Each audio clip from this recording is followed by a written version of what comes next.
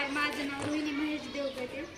आपण आठवडा 25वी कृती चपातीचे पोहे, कांदा, टमाटर, कोथिंबीर, मिरची हे टाकून पोहे पण करू शकतो. त्या व्हिडिओ मध्ये आपण काय पाहिलं नेमकं 25व्या आठवड्यातील चपातीपासून काय बनवायचं, काय कृती लाडू कसे बनवायचे, चपातीचे म्हणजे उरलेल्या चपातीचे लाडू बनवणे, बारीक करायचं आणि त्याची पाकाची कृती करून त्याने हाताने त्याचे लाडू बनवायचे.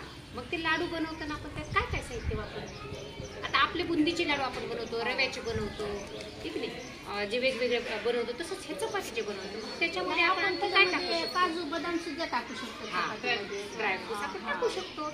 आणखी तूप टाकायचं, साखरेचा पाक करून त्याचं बनवायचं. म्हणजे आपल्याला गोड जर लाडू करायचे तर त्या पद्धतीने आपण टाकू शकतो. आणखी उरलेल्या चपातीचं आपण काय बनवू शकतो? मग त्याच्यात आपण काय घालू शकतो? कांदा, कोथिंबीर, टमाटर, शेंगदाणे. आपली शिल्लक जर चपाती उरली तर वेगळा नूडल्सचा प्रकार पण आपण करू शकतो.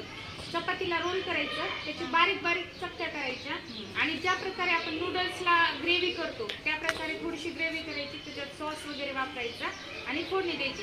ते लेकरांना कसं वेगळी काहीतरी टेस्ट पण मिळणार आहे आणि चव पण कळल्यानंतर त्यांना ते आवडणार आहे आणि आपलं शिल्लक राहिलेल्या पोळ्या वायाला पण जाणार नाही. त्याच्यामुळे त्या अन्नाचा उपयोग पण होणार आहे. जर असं वेगवेगळे पदार्थ जर आपण त्या शिल्लक चपात्यापासून बनवले तर आपलं अन्न वायाला जात नाही आणि फेकून द्यायची वेळ पण येत नाही. बरोबर. म्हणजे आपल्या मुलांना नवनवीन पदार्थ खायला नेहमीच आवडतात. मग हे याच्यातूनच ते आहे आपली तीच चपाती, पण आपण त्याला आणखी पौष्टिकताही वाढू शकतो आणि ते वायाही जाणार नाही. छान अशा पद्धतीने मॅडमने तिसरी रेसिपी सांगितली की जे आपण खरंच खूप छान आणि मुलांना ती चवदार छान आवडती पण लेकर आणि मुलांना ती आवडते. फक्त क्रॉस मध्ये कापायचं खायचं खूप छान होती. म्हणजे ते भाकरवडी टाईप नंतर ते असं सुट्टे केले ना आपले नूडल्स कसे असतात मॅगी टाईप तसं वाटतं आणि त्याच्यात सॉस वगैरे टाकायचे. आपल्याकडे टोमॅटो सॉस वगैरे असतो आणि थोडासा कांदा पण उगाच कापून घ्यायचा. ते छान वाटतं. लेकरांना वेगळं काहीतरी केलं असं वाटतं. तुम्ही समजा चपाती ताजी असली, सकाळची चपाती संध्याकाळच्या तसंही तुम्हाला करू शकतो ना, तरी करू शकतो तुम्ही. जे मुलं खात नाहीत हा प्रश्न मुलांचा सुटतो. आणि वेगळी काहीतरी जिभेला आपल्या जिभेला वेगवेगळ्या चवीची सवय लागलेली असते. आपल्याला चवदार, चटक-मटक, चटपट आवडतं. त्याच्यामुळे मुलंही खातात आणि आपणही खात आवडते. आणखी काय करू शकतो का आपण? समजा कोणता नॉनव्हेज खाता असेल तर अंड फोडून द्यायची त्या चपातीमध्ये टाकून ते परोठा म्हणून खाता येईल. बघा किती छान. म्हणजे आपण फक्त व्हिडिओ मध्ये काय पाहिलं? चपातीपासून लाडू फक्त तेवढंच पाहिलं, पण आपल्या किती रेसिपी झाल्या चपातीच्या?